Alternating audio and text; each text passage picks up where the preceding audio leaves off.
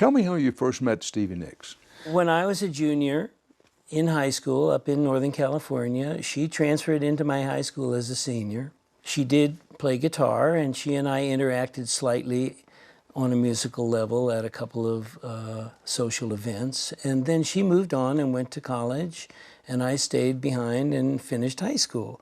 And near the end of my senior year, I finally got in a band. And then we graduated from high school, and all of us were going to end up going to the same college that Stevie happened to be at. And I think our drummer said, well, why don't we ask Stevie if she wants to join the band? And so we did, and she did join. That band played around the Bay Area. And the band, this first band was? The band was called Fritz. Fritz. Yes. We did quite well on a local level, you know. We're doing clubs and, you know, high school dances. And at some point, we got some opening spots for some larger acts, Janis Joplin and a few other people. And all during that time, Stevie and I were not really romantically involved. And then, towards the end of that band being together, we tried to get a deal in Los Angeles and could not generate any interest. But the one thing that happened from that attempt was that people singled out Stevie and myself more than once. And so when Fritz broke up, Stevie and I were looking at each other going, well, what now? And we thought, well, we could try doing a duet.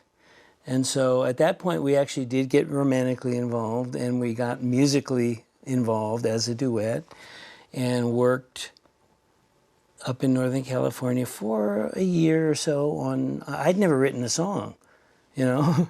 She wrote, but I didn't. So I said, well, I guess I better try to write. And so we wrote some material and eventually got a deal down in Los Angeles on Polydor and made that one album, Buckingham Nicks album. Not a bad phase. No. I mean, you know, that album holds up pretty well. It did not do well commercially, but it certainly was noticed.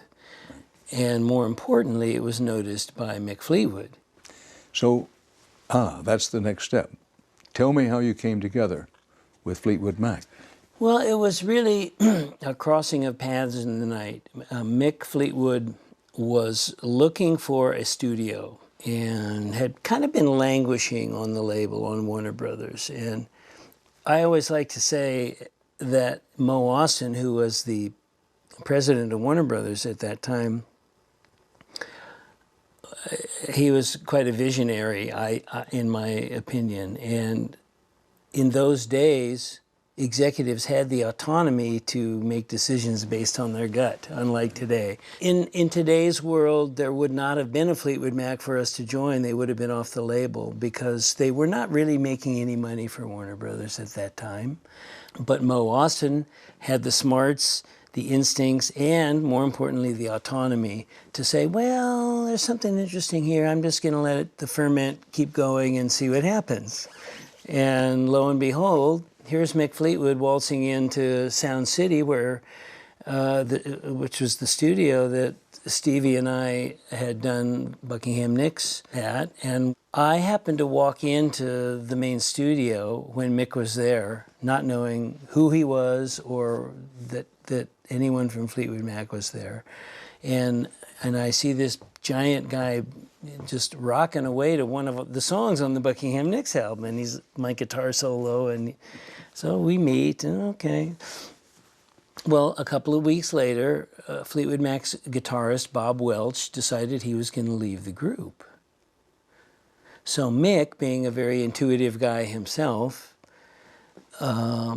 had been so impressed by my playing, as the story goes anyway, that he sought me out through Keith, called me up, said, Lindsey, would you like to join Fleetwood Mac?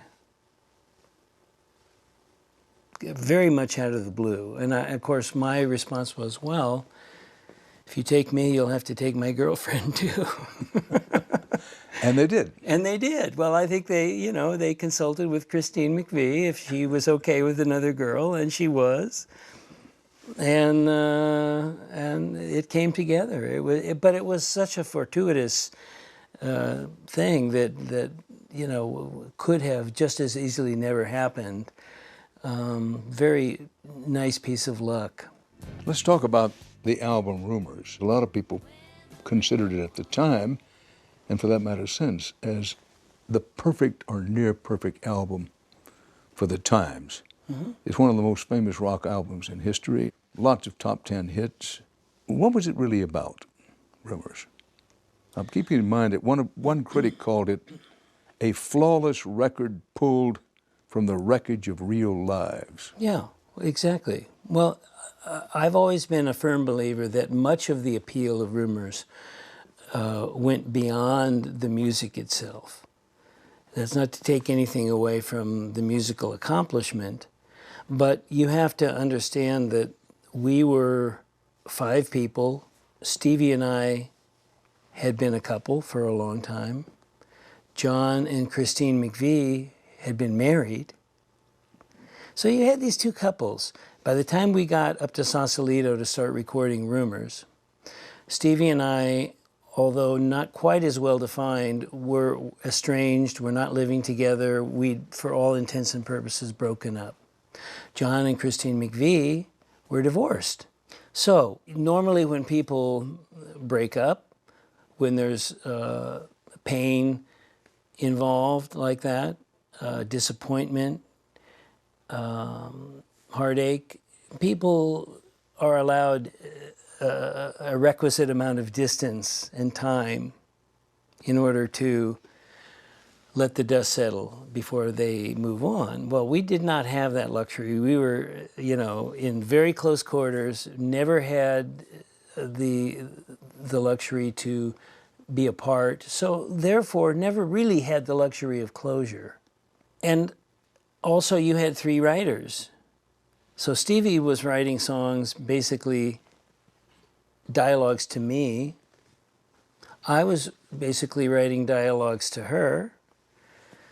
And Christine McVie was writing dialogues to John. So you could say that what we did beyond the music was really tap into the voyeur in the audience. People really were able to invest in us as people because they could see, and it was very well documented. Thank God it wasn't today where everything is so much more, there's no decorum at all anymore. But, I mean, there was nothing to hide. Everyone knew that this was what was being written about. Everyone knew that these songs, the subject matter was what we were living. And I think that there was an investment in not just the music, but in the people who made the music because of that. Correct me if I'm wrong, that you think it became a kind of soft rock novel, maybe a deep soft rock novel. Mm-hmm. A soap opera, perhaps. Well, I was trying to raise it a little bit from soap opera. Well, you wrote, among other things, Go Your Own Way and Secondhand News. Mm-hmm. What were you saying to Stevie? Well, I think both of those are basically saying, hey, I'm resigned to whatever happens, but it's a damn shame, and it's not what I want,